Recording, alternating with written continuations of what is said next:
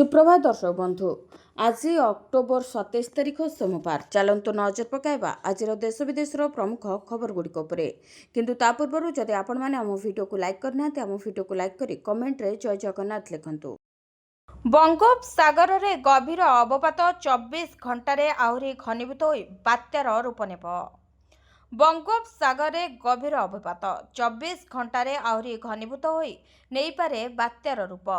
समुद्र भीतर बल गोटाई स्थलभाग मुहां गभीर अवपात।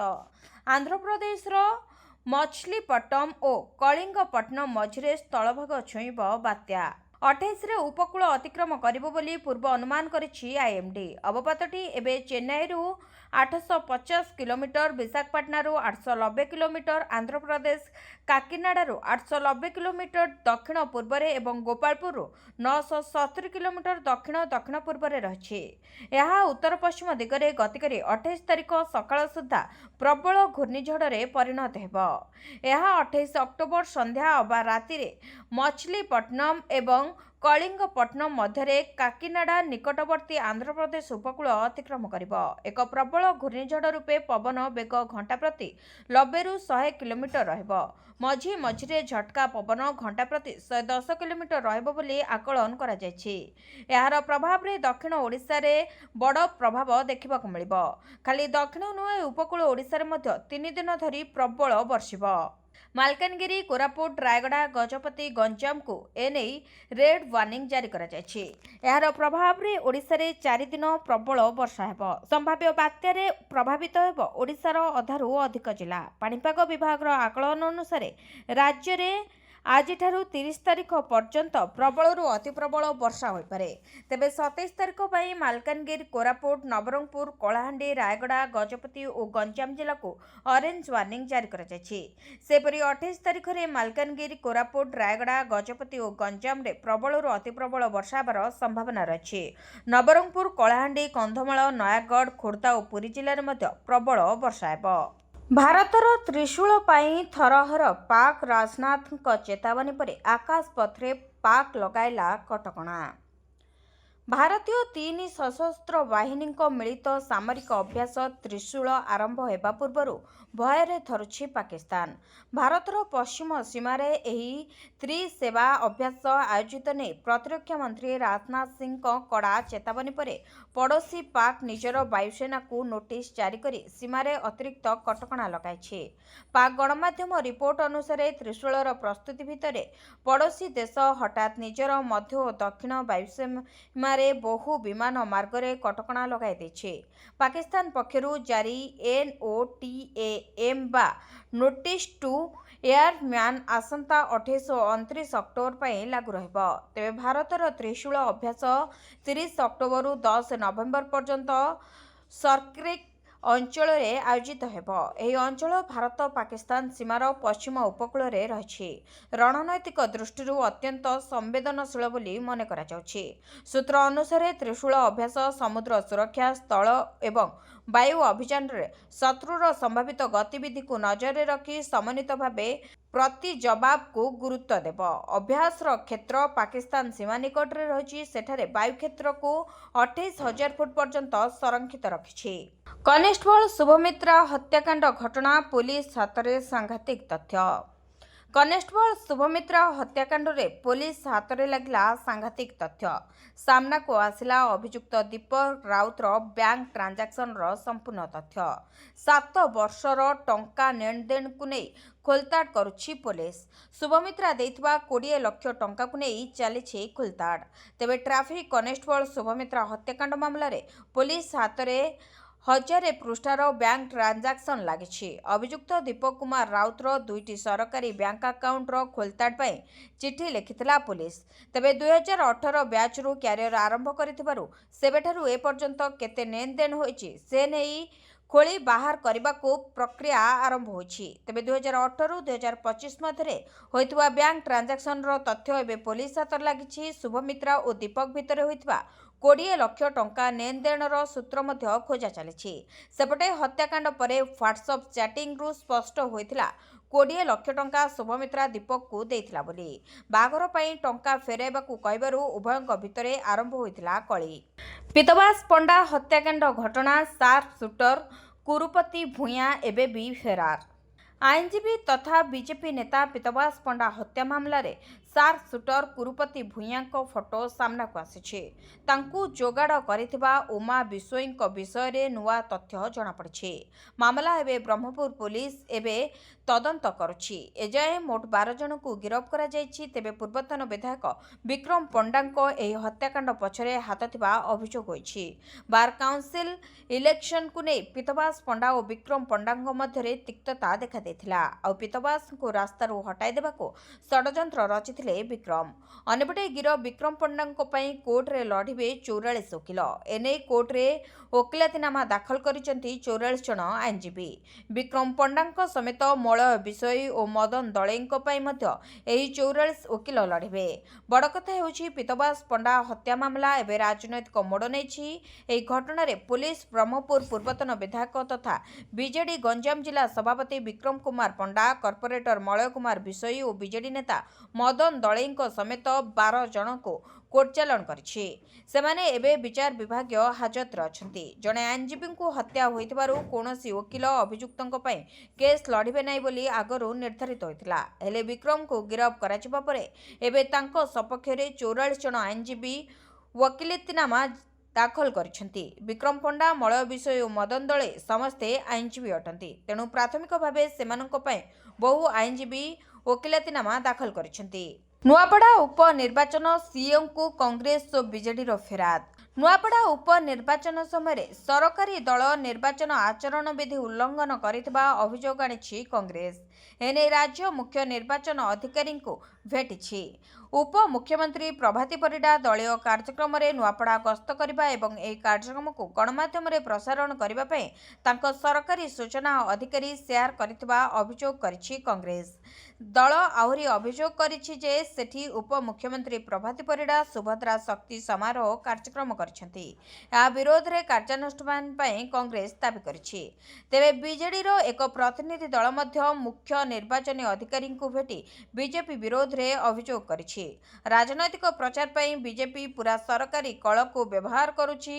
ସରକାରୀ ହୋର୍ଡିଂରେ ବିଜେପି ନିଜର ରାଜନୈତିକ ପ୍ରଚାର କରୁଛି ଏବଂ ବ୍ୟାନରରେ ବିଜେପିର ଚିହ୍ନ ସହିତ ଉଭୟ ମୁଖ୍ୟମନ୍ତ୍ରୀ ଓ ଉପମୁଖ୍ୟମନ୍ତ୍ରୀଙ୍କ ଫଟୋ ଲାଗିଥିବା ବିଜେଡି ଅଭିଯୋଗ କରିଛି। ଏହାସହ ନୂଆପଡ଼ାରେ ଆଚରଣ ବିଧି ଉଲ୍ଲଂଘନ କରି ସୁଭଦ୍ରା ଯୋଜନାକୁ ନେଇ ଉପମୁଖ୍ୟମନ୍ତ୍ରୀ ବୈଠକ କରିଥିବା ମଧ୍ୟ ଅଭିଯୋଗ କରି ବିଜେଡି କାର୍ଯ୍ୟାନୁଷ୍ଠାନ ପାଇଁ ଦାବି କରିଛି। ଯାହାକୁ ନେଇ ବର୍ତ୍ତମାନ ରାଜ୍ୟ ରାଜନୀତି ବେଶ୍ ସରଗରମ ରହିବା ସହ ବିଭିନ୍ନ ମହଲରେ ଏହାକୁ ନେଇ ଚର୍ଚ୍ଚା ଜୋର ଧରିଛି। ବାତ୍ୟା ଦ୍ୱାରା ପ୍ରଭାବିତ ହେବାକୁ ଥିବା ଅଞ୍ଚଳରେ ବନ୍ଦ ରହିବ ଅଙ୍ଗନବାଡି କେନ୍ଦ୍ର।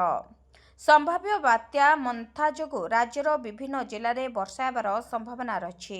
ଦକ୍ଷିଣ ଓଡ଼ିଶା ସବୁଠୁ ଅଧିକ ପ୍ରଭାବିତ ହେବାର ଆଶଙ୍କା କରାଯାଉଛି।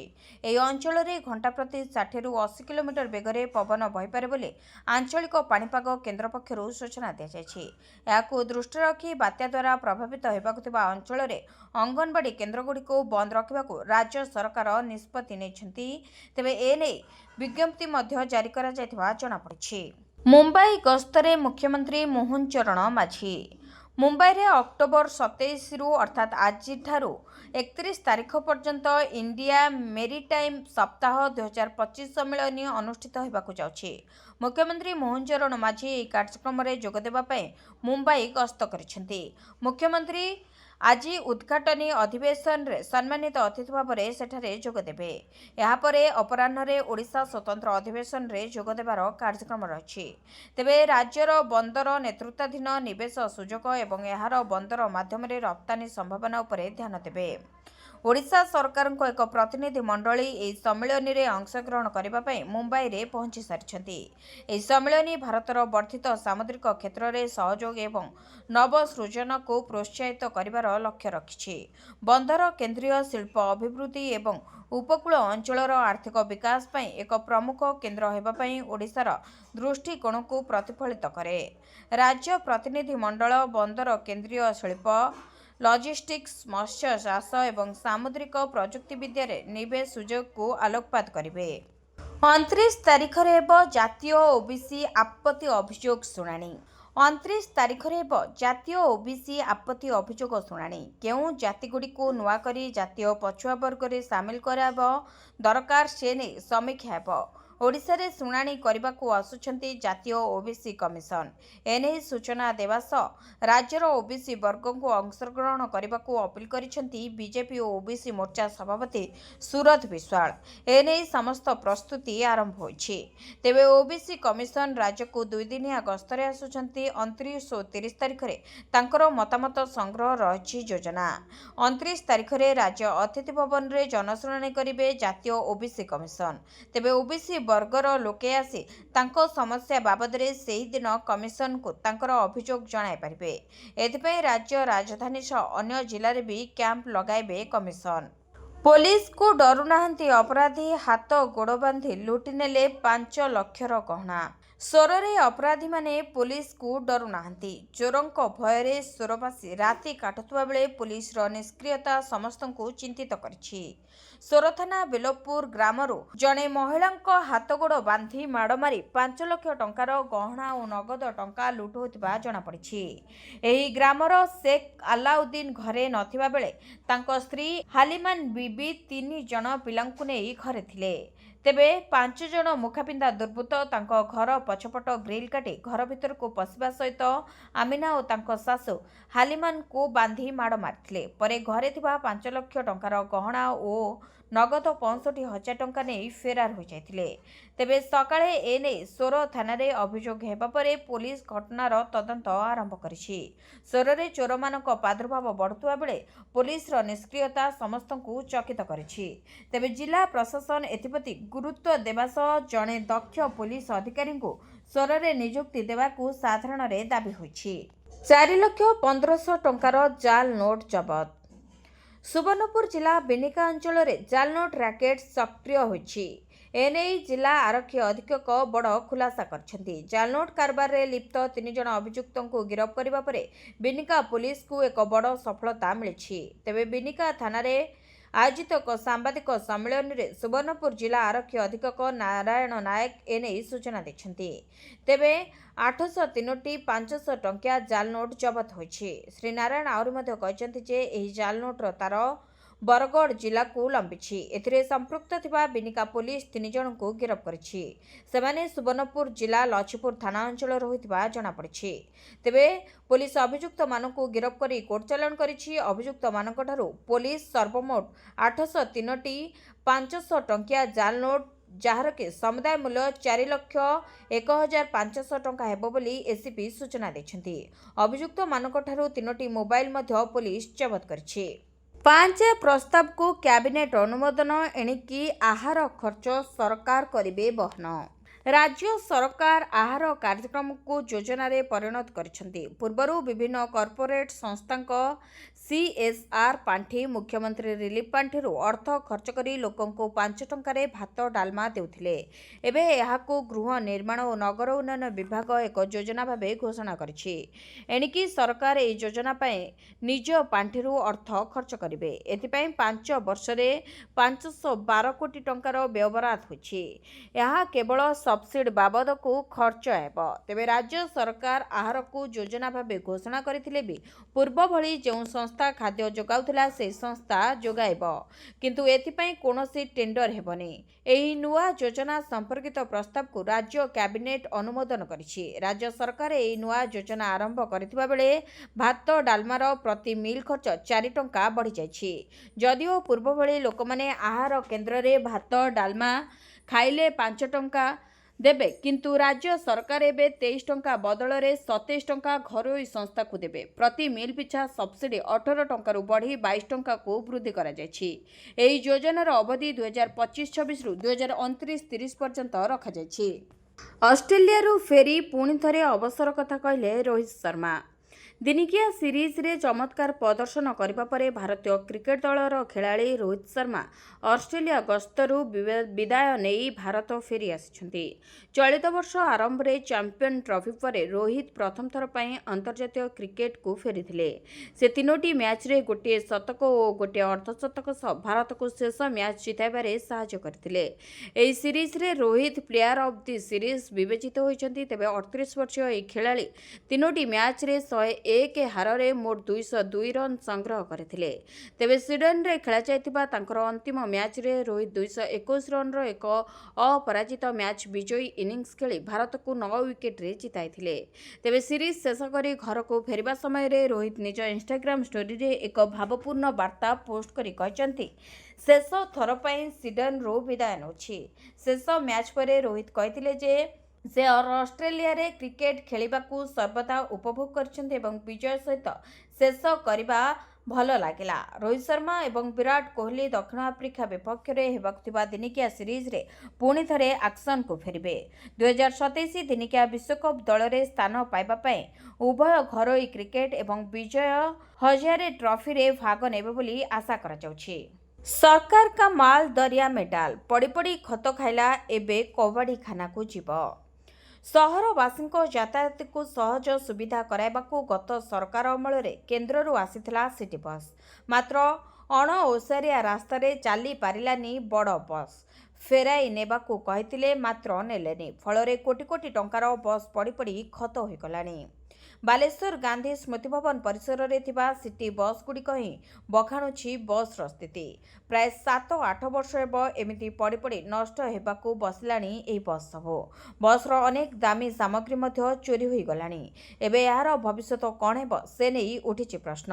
ପୂର୍ବ ସରକାର ଅମଳରେ ପ୍ରାୟ 8 କୋଟି ଟଙ୍କା ବ୍ୟୟରେ ଆସିଥିଲା 10ଟି ବଡ଼ ବସ୍। ଲକ୍ଷ୍ୟ ଥିଲା ସହରବାସୀଙ୍କ ଯାତାୟାତ ସମସ୍ୟା ଦୂର କରିବା। ମାତ୍ର ଅଣଓସାରିଆ ରାସ୍ତା ଯୋଗୁଁ ବସ୍ ଗଡ଼ିବା ସମ୍ଭବ ହେଲାନି।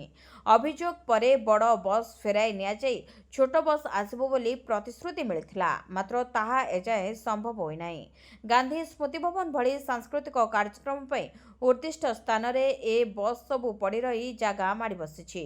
ବଣ ବୁଦା ସବୁ ମାଡ଼ିଯିବା ଫଳରେ ଏଠାକୁ ଆସୁଥିବା ଲୋକଙ୍କ ପାଇଁ ଏହା ବିପଦ ସୃଷ୍ଟି କରିଛି। ଜେଲ୍ ସୁରକ୍ଷାକୁ ନେଇ ସବୁଠି ଚିନ୍ତା। କଟକ ଚୌଦ୍ୱାର ଜେଲ୍ରୁ ବିହାରୀ କଏଦୀ ଚମ୍ପଟ ପରେ ବଢ଼ିଲା ମୁଣ୍ଡବିନ୍ଧା। ଜେଲ୍ ସୁରକ୍ଷାକୁ ନେଇ ସବୁଠି ଚିନ୍ତା। କଟକ ଚୌଦ୍ୱାର ଜେଲ୍ରୁ ବିହାରୀ କଏଦୀ ଚମ୍ପଟ ମାରିବା ପରେ ବଢ଼ିଛି ମୁଣ୍ଡବିନ୍ଧା।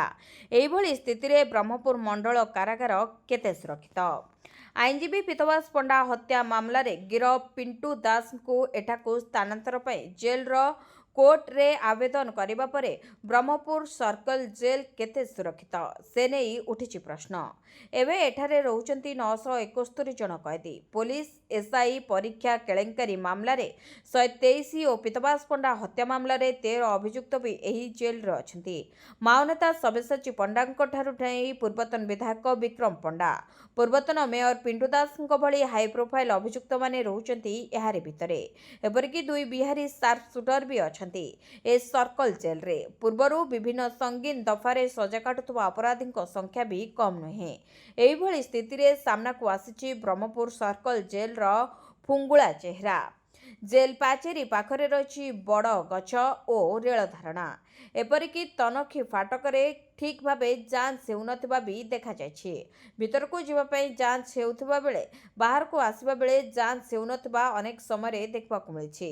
ଜିଲ୍ଲାପାଳ ଓ ଏସ୍ପି ମାନେ ଅଚାନକ ଜେଲ୍ ପରିଦର୍ଶନରେ ଯିବାକୁ ଜେଲ୍ ଡିଜି ନିର୍ଦ୍ଦେଶ ଦେଇଛନ୍ତି। ତେବେ ବ୍ରହ୍ମପୁର ସର୍କଲ ଜେଲ୍ ସୁରକ୍ଷାକୁ ନେଇ କି ପଦକ୍ଷେପ ନିଆଯାଉଛି ତାହା ଦେଖିବାକୁ ବାକି ରହିଲା।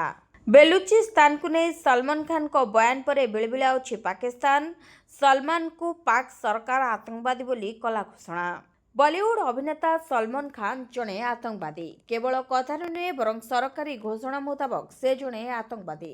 ଆଉ ତାଙ୍କୁ ଆତଙ୍କବାଦୀ ବୋଲି ଘୋଷଣା ଭାରତ ସରକାର ନୁହେଁ ବରଂ ଭାରତର ପରମ ଶତ୍ରୁ ପାକିସ୍ତାନ ସରକାର କରିଛନ୍ତି। ସିନେ ପ୍ରେମୀଙ୍କ ହୃଦୟରେ ଏକ ସ୍ୱତନ୍ତ୍ର ସ୍ଥାନ ଅଧିକାର କରିଥିବା ଅଭିନେତା ସଲମାନ ଖାନଙ୍କୁ ପାକିସ୍ତାନ ଆତଙ୍କବାଦୀ ବୋଲି ଘୋଷଣା କରିବା ପରେ ଭାରତ ତରଫରୁ ଦୃଢ଼ ନିନ୍ଦା କରାଯାଇଛି। ହେଲେ ପ୍ରଶ୍ନ ଉଠୁଛି ରାଜନୀତିରେ ନେତା ନେତାଙ୍କ ଭିତରେ ଆରୋପ ପ୍ରତ୍ୟାରୋପ ବେଳେ ଅନେକ ଅନେକ ଅଭିଯୋଗ ହୋଇଥାଏ।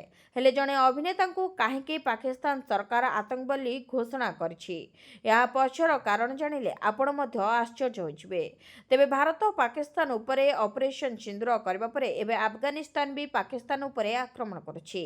ଏହା ଭିତରେ ପାକିସ୍ତାନର ପ୍ରାନ୍ତ ରାଜ୍ୟ ବେଲୁଚିସ୍ତାନ ପାକିସ୍ତାନରୁ ଅଲଗା ହୋଇ ନୂତନ ଦେଶ ଗଠନ କରିବାକୁ ଆନ୍ଦୋଳନ ଜାରି ରଖିଛି। ହେଲେ ଏହା ଭିତରେ ସଲମାନ ଖାନ୍ ସାଉଦି ଆରବର ଏକ ଷ୍ଟେଜ୍ ଶୋରେ ବେଲୁଚିସ୍ତାନକୁ ଏକ ସ୍ୱତନ୍ତ୍ର ଦେଶ ବୋଲି କହିଥିଲେ।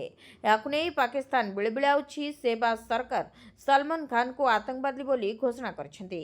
ଏନେଇ ପାକିସ୍ତାନ ଗୃହ ମନ୍ତ୍ରଣାଳୟ ତରଫରୁ ଏକ ନୋଟିସ୍ ଜାରି କରାଯାଇଛି। ପୁଣି ଭାରତ ନାଁରେ ମିଛ କହିଲେ ଟ୍ରମ୍ପ, ତାଙ୍କ କଥା ଶୁଣି ଭାରତ ବି ଆଶ୍ଚର୍ଯ୍ୟ। ଭାରତ ନାଁରେ ପୁଣି ମିଛ କହିଲେ ଆମେରିକା ରାଷ୍ଟ୍ରପତି ଡୋନାଲ୍ଡ ଟ୍ରମ୍ପ। ସାମ୍ବାଦିକ ସମ୍ମିଳନୀରେ ଦେଲେ ଏଭଳି ମନ୍ତବ୍ୟ। ଭାରତ ବି ଶୁଣି ହୋଇଗଲା ଆଶ୍ଚର୍ଯ୍ୟ। ଭାରତ ବଜାରରେ ରୁଷିଆ ତେଲର ବହୁତ ଚାହିଦା ରହିଛି। ରୁଷିଆଠାରୁ ସୁଲଭ ମୂଲ୍ୟରେ ତେଲ ମିଳୁଥିବାରୁ ଭାରତ ସେଠାରୁ ତେଲ ଆଣିଥାଏ। ତେବେ ଆମେରିକା ରାଷ୍ଟ୍ରପତି ଡୋନାଲ୍ଡ ଟ୍ରମ୍ପ ରୁଷିଆଠାରୁ ତେଲ ନ କିଣିବା ପାଇଁ ଭାରତକୁ କହିଥିଲେ। ଯଦି ଭାରତ କଥା ନ ମାନେ ତେବେ ଟାରିଫ୍ ବଢ଼ାଇବେ ବୋଲି ଧମକ ମଧ୍ୟ ଦେଇଥିଲେ। ମାତ୍ର ଭାରତ ମଧ୍ୟ ସଫା କହିଥିଲା କି ଏହା ଦେଶର ଲୋକଙ୍କ ଆବଶ୍ୟକତାକୁ ମେଣ୍ଟାଉଛି, ଏଣୁ ଆମେ ରୁଷ ତେଲ କିଣିବା ଉପରେ ପ୍ରତିବନ୍ଧକ ଲଗାଇ ପାରିବୁ ନାହିଁ। ତେବେ ଭାରତ ଏବେ ମଧ୍ୟ ରୁଷିଆଠାରୁ ତୈଳ କିଣୁଛି। ମାତ୍ର ଆମେରିକା ରାଷ୍ଟ୍ରପତି ଟ୍ରମ୍ପ କହିଛନ୍ତି କି ଭାରତ ତାଙ୍କ କଥା ମୁତାବକ ରୁଷିଆଠାରୁ ତେଲ କିଣିବା ବନ୍ଦ କରିଦେଇଛି। ଏନେଇ ଭାରତ ପୁଣି ପ୍ରତିକ୍ରିୟା ରଖି କହିଛି କି ଆମେ ଲୋକଙ୍କ ସୁବିଧା ପାଇଁ ତେଲ କିଣୁଛୁ। ସୂଚନାଯୋଗ୍ୟ ଯେ ଆଗକୁ ସାଉଥ କୋରିଆରେ ଡୋନାଲ୍ଡ ଟ୍ରମ୍ପ ଓ ଚୀନ ରାଷ୍ଟ୍ରପତି ଜି ଜିନପିଙ୍ଗଙ୍କ ମଧ୍ୟରେ କିଛି ଦିନ ଭିତରେ ଏକ ବୈଠକ ହେବାକୁ ଯାଉଛି। ଏହି ବୈଠକରେ ଦୁଇ ଦେଶ ଭିତରେ ଦୀର୍ଘ ଦିନ ଧରି ଚାଲିଥିବା ଟେନସନ ଓ ଟାରିଫ୍ ବାବଦରେ ଆଲୋଚନା କରାଯିବ। ତେବେ ଦୁଇ ଦେଶ ସମ୍ପର୍କରେ ସୁଧାର ଆଣିବା ପାଇଁ ଆଲୋଚନା କରିବେ। ମହିଳାଙ୍କ ଖାତାକୁ ଆସିବ 20,000 ଟଙ୍କା, ଜାଣନ୍ତୁ କିପରି। ସୁଭଦ୍ରା ଯୋଜନାର ତୃତୀୟ ପର୍ଯ୍ୟାୟ ଟଙ୍କା ମହିଳାଙ୍କ ଖାତାକୁ ଆସିସାରିଛି। ଏବେ ଚତୁର୍ଥ ପର୍ଯ୍ୟାୟ ପାଇଁ ପ୍ରସ୍ତୁତି ହେଉଛନ୍ତି ସରକାର। କିନ୍ତୁ ଏବେ ବି ଅନେକ ହିତାଧିକାରୀ ଅଛନ୍ତି ଯେଉଁମାନଙ୍କ ଖାତାକୁ ସୁଭଦ୍ରା ଟଙ୍କା ଆସିନାହିଁ। ତେବେ ଯେଉଁମାନଙ୍କ ଖାତାକୁ ଏହି ଟଙ୍କା ଆସିନାହିଁ ସେମାନେ ଆଦୌ ବ୍ୟସ୍ତ ହେବାର କୌଣସି ଆବଶ୍ୟକତା ନାହିଁ। କାରଣ ଖୋଲିଯାଇଛି ସୁଭଦ୍ରାର ଅଭିଯୋଗ ପୋର୍ଟାଲ। ତେବେ ଯଦି ଆପଣ ଜଣେ ଯୋଗ୍ୟ ହିତାଧିକାରୀ ଏବଂ ଆପଣଙ୍କ ଖାତାକୁ ସୁଭଦ୍ରା ଟଙ୍କା ଆସିନାହିଁ, ତାହେଲେ ଆପଣ ତୁରନ୍ତ ସୁଭଦ୍ରା ଅଭିଯୋଗ ପୋର୍ଟାଲରେ ନିଜର ଅଭିଯୋଗ ଦେଇ ପୁନର୍ବାର ନୂତନ ଭାବେ ଆବେଦନ କରିପାରିବେ ଏବଂ ସିଧାସଳଖ ସରକାରଙ୍କର 20,000 ଟଙ୍କା ପାଇପାରିବେ। ସେଭଳି 21 ବର୍ଷ ହୋଇଥିବା ଝିଅମାନେ ମଧ୍ୟ ଏହି ସୁଭଦ୍ରା ଯୋଜନାରେ ଆବେଦନ କରିପାରିବେ। ତେବେ ଏହି ସୁଭଦ୍ରା ଯୋଜନାର ଚତୁର୍ଥ ପର୍ଯ୍ୟାୟ ଟଙ୍କା ମାର୍ଚ୍ଚ 8 ତାରିଖରେ ମିଳିବ ବୋଲି ଗଣମାଧ୍ୟମରେ ଚର୍ଚ୍ଚା ହେଉଛି। କିନ୍ତୁ ଏନେଇ ସରକାରଙ୍କ ପକ୍ଷରୁ କୌଣସି ବିଜ୍ଞପ୍ତି ପ୍ରକାଶ ପାଇନାହିଁ। ତେବେ ଯଦି ଆପଣ ଯୋଗ୍ୟ ହିତାଧିକାରୀ ହୋଇଥିବେ ଏବଂ ଆପଣଙ୍କ ଟଙ୍କା ଆସିନଥିବ, ଆପଣଙ୍କୁ ମାର୍ଚ୍ଚ ମାସରେ ସିଧାସଳଖ 20,000 ଟଙ୍କା ମିଳିପାରେ। ନୀଳଗିରିରେ ଅଚଳ ଆମ୍ବୁଲାନ୍ସ, ଦଦରା ଗାଡ଼ି ଯୋଗୁଁ 108 ଆମ୍ବୁଲାନ୍ସ ସେବା ଠପ୍। ନୀଳଗିରି ଉପଖଣ୍ଡରେ ଆମ୍ବୁଲାନ୍ସ ସେବା ସାତ ସପନ। 108 ଆମ୍ବୁଲାନ୍ସ ସେବା ଠପ୍। ପ୍ରାଇଭେଟ ଗାଡ଼ିରେ ରୋଗୀଙ୍କୁ ନେବା ଆଣିବା କରୁଛନ୍ତି ଲୋକେ। ମାଗଣା ସେବା ଲୋକଙ୍କ ପାଇଁ ମହଙ୍ଗା ହୋଇଛି।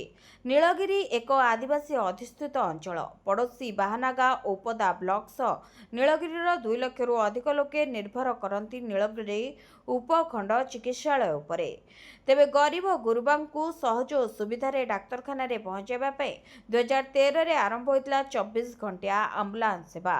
ନୀଳଗିରି ଉପଖଣ୍ଡ ଚିକିତ୍ସାଳୟକୁ 5ଟି 108 ଆମ୍ବୁଲାନ୍ସ ଦିଆଯାଇଥିଲା। ତାହା ଏବେ ଅଚଳ ହୋଇପଡ଼ିଛି। 6 ଦିନ ହେବ ସର୍ଭିସ ସେଣ୍ଟରରେ ପଡ଼ି ରହିଛି ଗାଡ଼ି। ଫଳରେ ରୋଗୀଙ୍କୁ ଡାକ୍ତରଖାନାରେ ପହଞ୍ଚାଇବା କଷ୍ଟକର ହୋଇପଡ଼ିଛି। ମାଗଣା ସେବା ଏବେ ମହଙ୍ଗା ହୋଇଛି। ଗାଡ଼ି ଭଡ଼ା କରିବାକୁ ପଡ଼ୁଛି। ପୂର୍ବରୁ ଗାଡ଼ି ଭିତରେ ପାଣି ଗଳିବା, ଅଧା ରାସ୍ତାରେ ଅଚଳ ହେବା, ଗାଡ଼ିକୁ ଠେଲି ଠେଲି ଷ୍ଟାର୍ଟ କରାଇବା ଭଳି ଦୟନୀୟ ଖବର ସାମ୍ନାକୁ ଆସିଥିଲା। ତେବେ ଅଧିକାଂଶ ସ୍ଥାନରେ କଳଙ୍କି ଖାଇ ନଷ୍ଟ ହୋଇଯାଇଛି ଏହି ଗାଡ଼ିଗୁଡ଼ିକ। ତଥାପି ଦଦରା ଆମ୍ବୁଲାନ୍ସ ରୋଗୀଙ୍କୁ ନେଇ କଟକ ଯାଇଥାଏ। ତେବେ ଗାଡ଼ିରେ ବସିଲେ ଡାକ୍ତରଖାନାର ପହଞ୍ଚିବା ଯାଏ ପ୍ରମାଦ ଗଣୁଥାନ୍ତି ରୋଗୀ ଓ ତାଙ୍କ ସମ୍ପର୍କୀୟ। କେବଳ ନୀଳଗିରି ଉପଖଣ୍ଡ ଚିକିତ୍ସାଳୟ ନୁହେଁ, ବରହମପୁର ଗୋଷ୍ଠୀ ଚିକିତ୍ସାଳୟ ଆମ୍ବୁଲାନ୍ସର ମଧ୍ୟ ସମାନ ଅବସ୍ଥା। ଚାଷୀଙ୍କ ଖାତାକୁ ଆସିବ 2,000 ଟଙ୍କା। पीएम किसान रो 20तम किस्ती टंका अगस्ट मासरे चाषी खाता को आसी सारी एवं 21तम किस्ती टंका को नहीं बढ़ुची चर्चा।